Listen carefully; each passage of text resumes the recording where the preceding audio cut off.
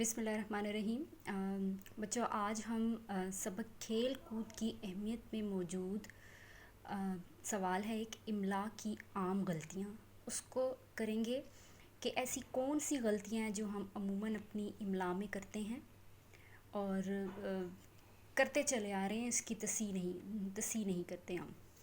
تو ہمارے سامنے ایسے الفاظ موجود ہیں کہ جو ہم غلط لکھتے ہیں لیکن اس کی تصحیح ہم نے کبھی نہیں کی، جو مطلب غلط العام ہیں، اور ان کو اب ہم ٹھیک کر کے لکھنا سیکھیں گے۔ تو اردو املا میں بعض الفاظ حروف کو غیر ضروری طور پر ملا کر لکھا جاتا ہے، یہ بھی ایک طرح کی غلط املا ہے، یعنی کہ ہم بعض الفاظوں کو غیر ضروری طور پر ملا دیتے ہیں، ان کو ملا کر لکھنے کی کوئی ضرورت نہیں ہوتی۔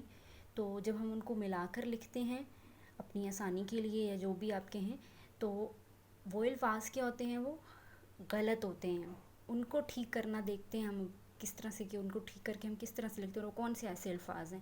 تو ہمارے پاس یہاں پہ کچھ غلط الفاظ موجود ہیں اور پھر اس کو درست کر کے لکھنا بھی بتایا گیا ہے۔ سب سے پہلا ہے جس کو ہم ملا کر لکھتے ہیں، ان حروفوں کو غیر ضروری طور پر ملا دیتے ہیں، ان میں سب سے پہلا ہے اس کو، یہ غلط ہے، اس کو ہمیشہ الگ سے لکھتے ہیں، اس کو الگ اور کو الگ، جس طرح نیچے ٹھیک کر کے لکھا گیا ہے الگ سے، جس طرح کیونکہ نیچے ٹھیک کر کے لکھا گیا ہے، پھلدار، گفتگو الگ سے، نشان دہی الگ سے کر کے لکھا گیا، اور آخری جو ہمارا الفاظ ہے وہ ہے بے قراری، یعنی اس طرح سے جوڑ کے لکھنا جو ہے وہ غلط ہے، بلکہ بے قراری جو ہے وہ ہمیشہ اس طرح سے الگ لکھا جائے گا۔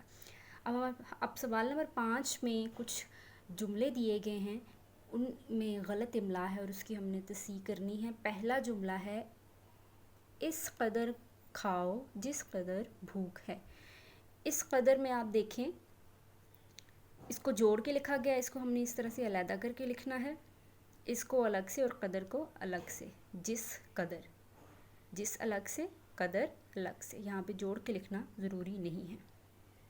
پھر ہے وہ بہت تھک گیا تھا اس لیے جلدی سو گیا، اس لیے یہاں پہ غلط ہے اور اوپر میں نے ٹھیک کر کے لکھا ہوا ہے، الگ سے لکھنا ہے اس لیے کو۔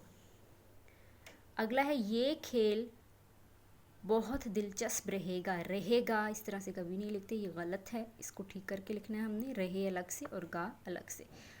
انہوں نے اپنی گفتگو میں اہم مسائل کی نشاندہی کی۔ ابھی میں نے آپ کو بتایا کہ نشاندہی جو ہے وہ ہم نے الگ سے کر کے لکھنا ہے۔ تو بچوں، امید کرتی ہوں کہ آج کے اس لیکچر میں ہم نے جو سیکھا کہ ہم کون سی جو ہے وہ املا کی غلطیاں اپنی تحریروں میں کرتے ہیں، ان کو غیر ضروری طور پر جوڑ کے، حروف کو غیر ضروری طور پر جوڑ کر لکھ دیتے ہیں۔ امید ہے کہ آج کے بعد ہم کوشش کریں گے کہ ہم ایسے الفاظوں کو کہ جن کو جوڑ کے لکھنا ضروری نہیں ہے، ان کو علیحدہ لکھنا ہی صحیح املا ہے، اس کو ہم سیکھیں۔ اللہ حافظ۔